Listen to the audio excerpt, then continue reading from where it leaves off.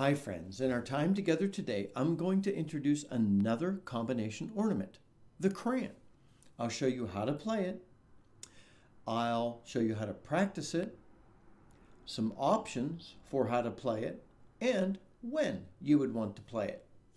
I was pretty intimidated by this ornament when I first heard about it, and then I realized I honestly didn't need to be. It's a great ornament. It's an ornament that was adopted into whistle playing from the piper's tradition. You see, the crayon solves a problem. And the problem is I'm playing a low D on my D whistle. That's whatever key your whistle's in, all 6 holes covered. And you want to play a more complex ornament, but you can't play a roll because you can't tap below your low note. So what you do is you use the crayon, which is the piper's ornament, of playing some cuts above the note. So how do you play a crayon? You'll play on, this is my D whistle, you'll play a D. As you're playing the D, you'll cut with a G, an E, and an F sharp. Now I'll get into some options before you start saying, oh, I use other fingers. Hang on. So to play a crayon,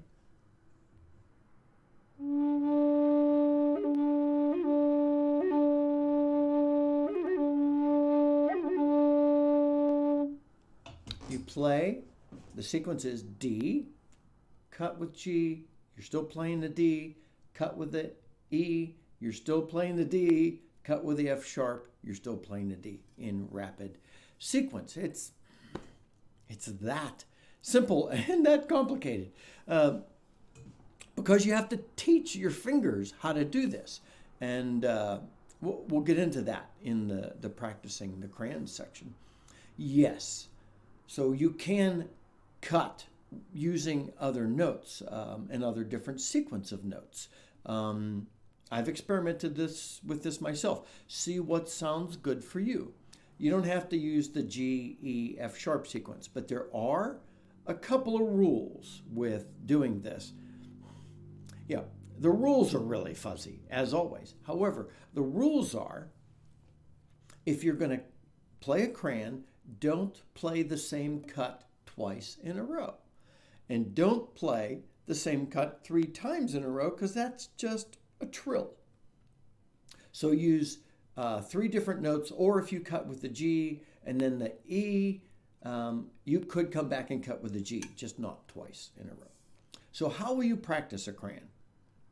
Well, time and playing it. So, for example, I might play it as slowly as I need to.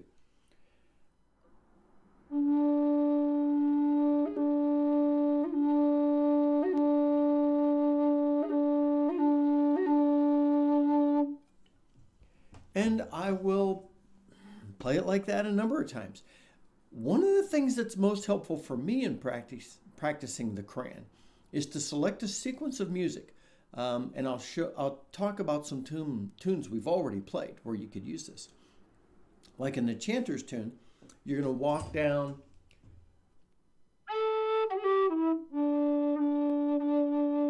and in that double D, you could play a crayon.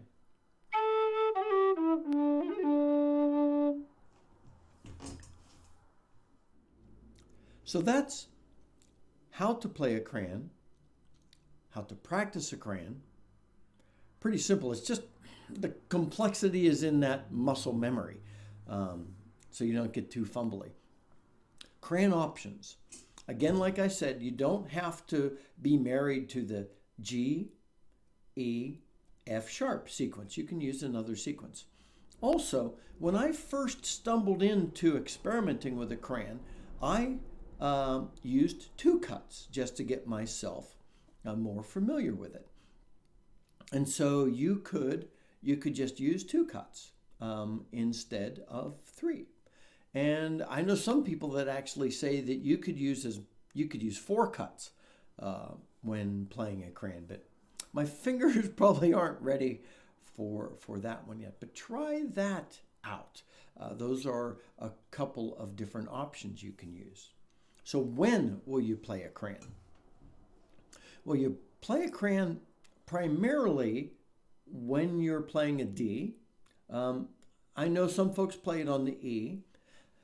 And once you get higher notes, there's no real need because you could just throw a roll in, or you could throw a roll and if you want to add another cut or something, you can. But the crayon is the 3 cuts above. So you would play it like on a number of tunes. Some of the slow tunes we've played, for example, the Chanter's tune, Dawning of the Day, All Those Endearing Young Charms. Every one of those 3 tunes has sections where you either hold a D or you have more than one D next to each other. So that's great crayon opportunity if you want a little more of a complex tune. With some of those, you might not want that complexity. Now, you may be thinking, I've only talked about slower tunes. Will a crayon work in a faster tune? Yes. Cran's great for a fast tune. Adds real complexity and great depth of what's going on. However, your fingers have got to be really, really quick at that point. So you probably want to practice a crayon on a slower tune because that faster tune, we're still building up to some of those. But anytime you see a sustained D or some Ds in a row, crayon's great. Most often, you're going to play a crayon like as you're transitioning from one D to the next, especially like on the Chanter's tune where you're wanting to get that march feel. You hit that first D and then you crayon into the second D, and it gives you a little more flow to what you're doing. So try that out. It's a great ornament for you.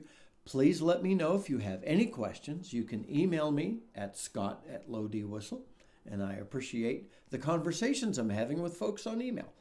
You can comment on this video, and I love to comment on the videos with folks. It's great to engage with this growing community. Thank you for being with me and helping me on my journey, and our time together helping you on yours. So try the crayon out.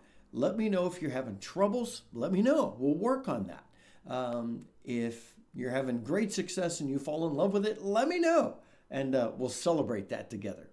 Until next time, my friends, this is Scott Shade. Happy low D whistling.